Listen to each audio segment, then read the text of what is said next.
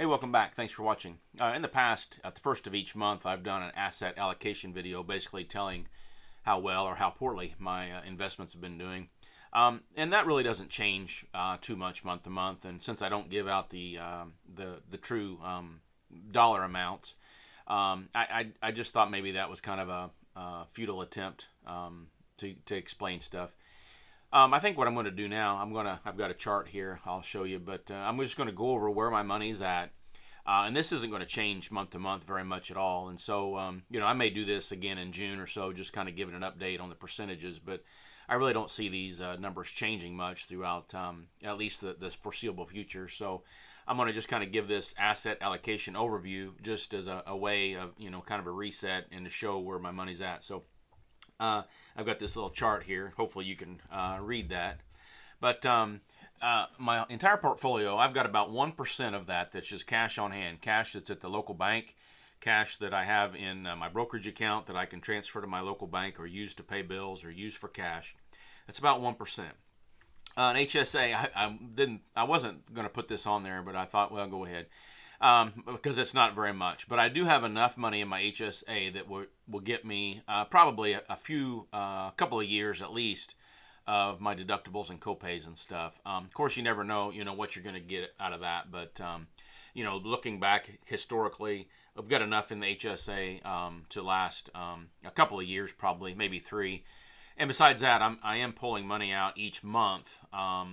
That I'm not actually earmarking for anything but an HSA, so I can always move money into that, but I'm not going to put money into that until we start drawing that down. So anyway, so it's a negligible amount of my overall portfolio. Now, again, I've used the rule of 55, so until I'm about 60 years old, I am using my 401k and my wife's IRA. This is what we call our bucket one money. It's money that we're using for expenses until I'm about 60 years old.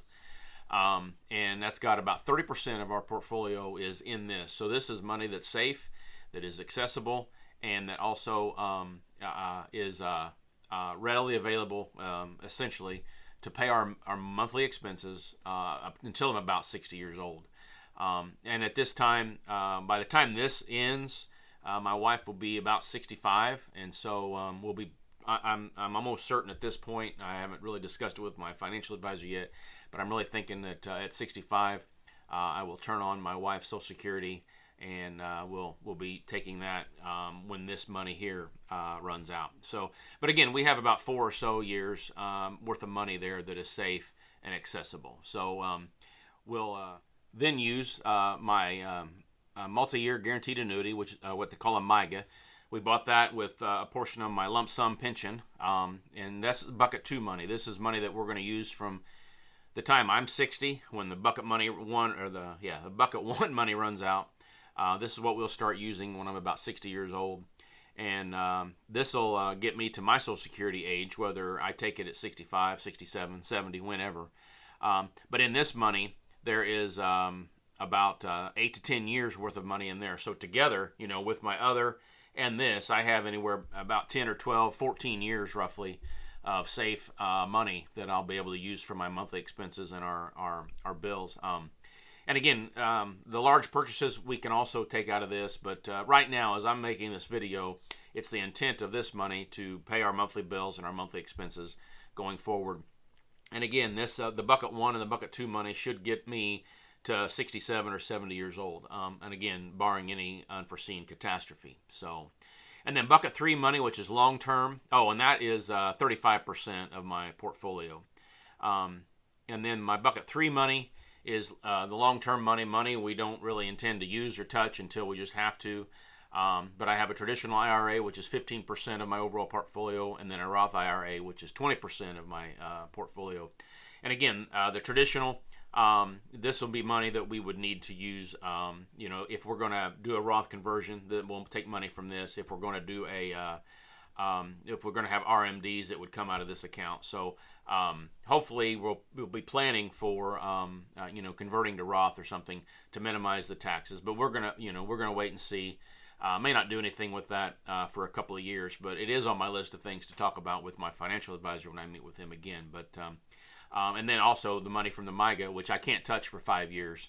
But we may turn that into a Roth conversion at some point after it matures. And then I will say on the MIGA, we've got. I'm going to say, if we got 8 to 10 years worth of money there, why we'll when the time comes, we will keep 2 or 3 years safe of that money, and then reinvest. I may buy another a guaranteed annuity to lock up and let the other money just grow instead of it sitting in cash. So we'll, when the time comes, we probably will reinvest some of the proceeds from the MIGA. Just to let it grow while we're using the first couple of 3 years from that. So anyway, just an overview of where all my money's at. I don't really see this changing much over the course of the year.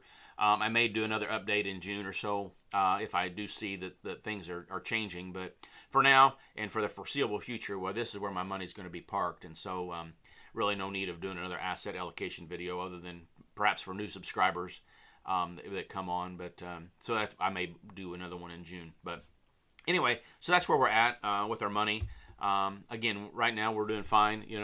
There has been ups and downs. December was a bad month, but November was a good month. And so we're going to have that. It's something personally I need to get used to, is seeing the account balances going up and down.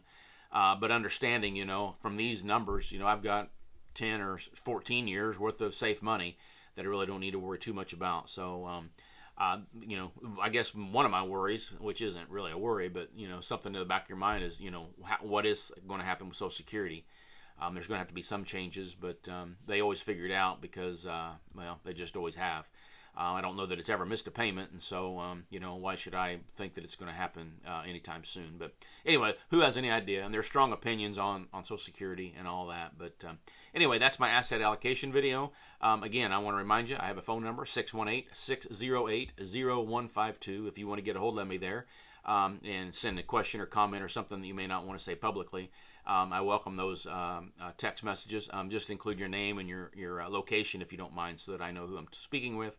But anyway, I hope this helps. I do appreciate the subscribers, the likes, and the comments. I will say, according to my analytics, most of my views come from non-subscribers. So if you're watching this, can you subscribe? That'll really help me out. And if you are subscribed but you don't watch, well, you're not going to see this. But tune in and give me a couple of views if you don't mind. But that'll really help me out. But I do appreciate all the support I've gotten from the channel. And I look forward to being a help to you and an encouragement. I do want to say before I close that this is in no way advice for you or what you should do. This is just telling you my story and what I've done and how we're handling our money in retirement. So with that, I'll close. I'll say God bless. I'll see you in the next video. Thanks.